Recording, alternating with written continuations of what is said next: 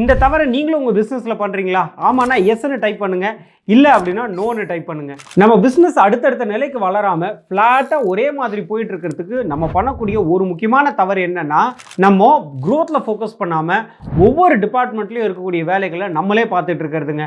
So இதை தவிர்த்து நம்ம பிஸ்னஸ் அடுத்தடுத்த நிலைக்கு வளரணும்னா நம்ம 3 விஷயங்கள் ஃபாலோ பண்ணணும். முதல் விஷயம், second level of leaders create பண்ணுங்க. சேல்ஸுக்கு ஒரு லீடர், அட்மினுக்கு ஒரு லீடர், அக்கௌண்ட்ஸுக்கு ஒரு லீடர், ஹெச்ஆருக்கு ஒரு லீடர். ஸோ இந்த மாதிரி ஒவ்வொரு டிபார்ட்மெண்ட்ஸ்லையும் நம்ம நிறைய லீடர்ஸை கிரியேட் பண்ணணும். இது முதல் ஸ்டெப். ரெண்டாவது விஷயம், லீடர்ஸை ப்ராப்பராக ட்ரெயின் பண்ணணும். நம்ம பிஸ்னஸ் எப்படி போகணும் அப்படின்ற விஷன் நம்மளுக்கு இருக்கும். அந்த விஷனை நோக்கி அவங்க ட்ராவல் பண்ணுறதுக்கான ட்ரைனிங்ஸை நம்ம ஆர்கனைசேஷனில் ஒவ்வொரு மாதமும் கொடுத்துக்கிட்டே இருக்கணுங்க.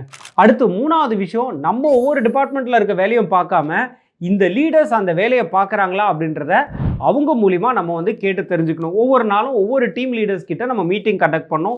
இதுதான் நம்மளுடைய முக்கியமான வேலையாக இருக்கும். திங்கக்கிழமை சேல்ஸு, செவ்வாய்க்கிழமை மார்க்கெட்டிங், புதன்கிழமை அட்மின், இப்படி ஒவ்வொரு நாளும் ஒவ்வொரு டிபார்ட்மெண்ட்டில் மீட்டிங் கண்டக்ட் பண்ணாலே போகிறோம். நம்ம ஆர்கனைசேஷன் அடுத்தடுத்த லெவலுக்கு ஃபாஸ்ட்டாக க்ரோ ஆகிடும்.